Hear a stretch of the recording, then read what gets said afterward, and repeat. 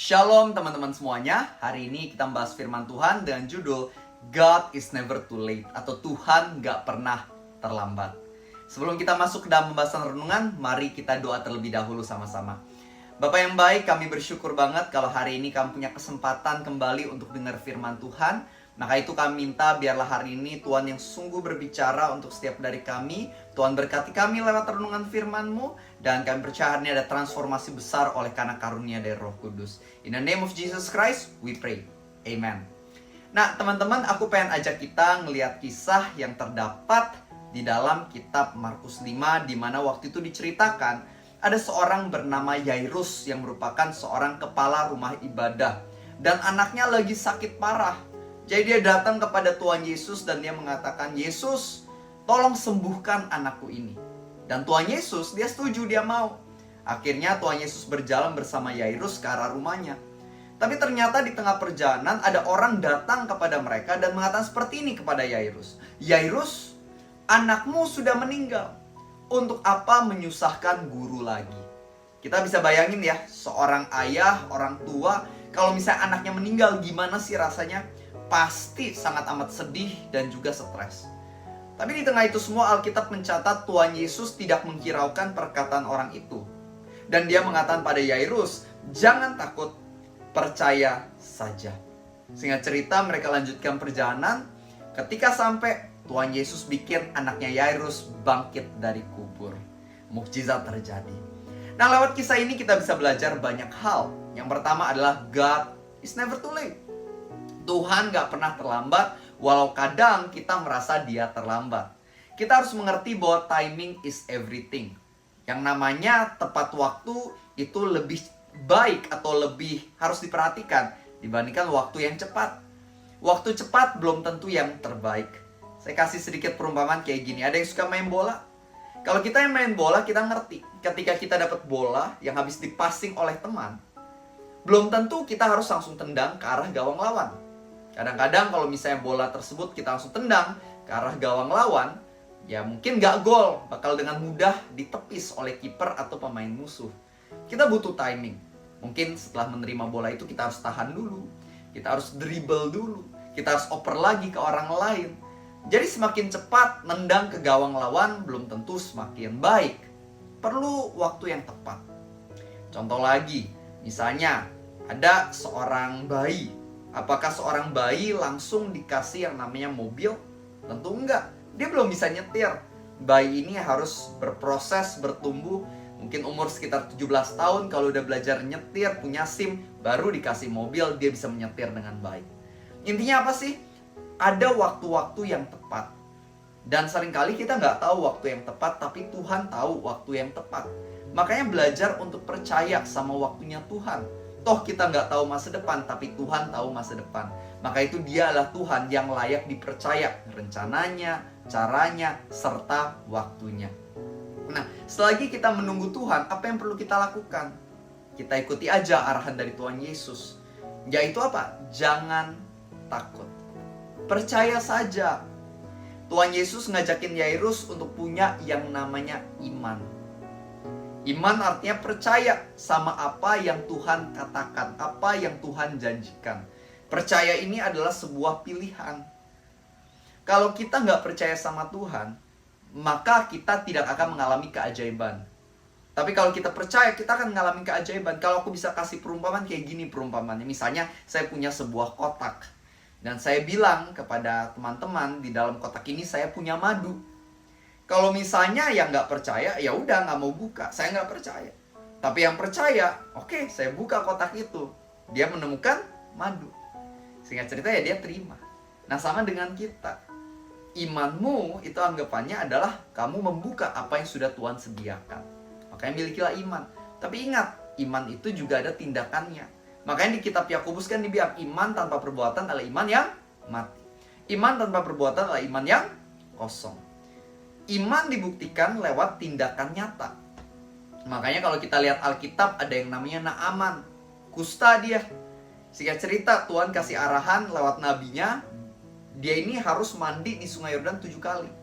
Nah karena dia percaya sama Tuhan, dia beneran nyemplung ke sungai Yordan 7 kali. Dan keajaiban terjadi, dia pulih dari kustanya. Contoh lain, Yosua dikasih perintah sama Tuhan kelilingin tembok Yeriko 7 hari. Karena dia beneran percaya, dia taat, dia kelilingin tembok Yeriko 7 hari dan miracle happen. Tembok Yerikonya beneran runtuh. Nah, beginilah contohnya di dalam kehidupan setiap dari kita. Teman-teman, iman itu butuh tindakan nyata, baru keajaiban sungguh terjadi.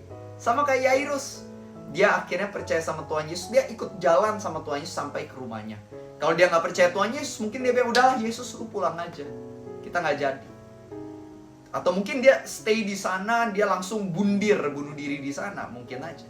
Tapi karena dia percaya, ya udah dia lanjutin perjalanan jalan sama Tuhan Yesus sampai ke lokasi dari anaknya tersebut. Nah sama, aku nggak tahu apa yang saat ini sedang kamu hadapi. Kamu lagi nunggu apa? Mungkin kamu sama ini keluarganya hancur berantakan. Kamu lagi nunggu pemulihan buat keluargamu. Mungkin kata dokter kamu udah sakit parah, nggak bisa sembuh. Dan kamu lagi nunggu kesembuhan itu. Atau mungkin kamu punya masalah dalam pekerjaanmu, kamu lagi nunggu terobosan di pekerjaan. Atau kamu udah lama banget single, nggak punya pasangan, dan kamu lagi nunggu pasangan yang tepat dari Tuhan. Intinya adalah sabar menunggu, dan milikilah iman ketika menunggu. Jangan dikuasai oleh kekhawatiran dan ketakutan. Walau ada orang-orang atau pikiran negatif yang mengatakan sudah telat bagimu, sudah nggak mungkin bisa diubah, kamu udah masa depannya suram. Jangan percaya perkataan-perkataan negatif itu.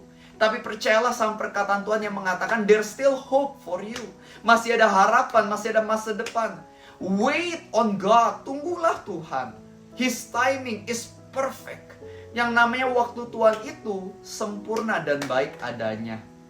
Sama seperti kalau misalnya teman-teman baca Alkitab, ada kisah seorang namanya Lazarus yang waktu itu sakit parah. Maria dan Marta saudaranya datang ke Yesus dan bilang, Yesus, dia Lazarus yang kau kasih sedang sakit, tolong datang sembuhkan.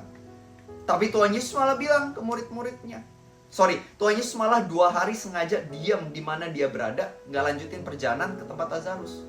Setelah Lazarus meninggoy, baru dia bilang kepada murid-muridnya, ayo kita pergi ke Lazarus, dia sudah meninggoy, dan syukur aku nggak ada di sana ketika itu semua terjadi, supaya kalian, yaitu murid-murid Yesus, dapat melihat dan percaya.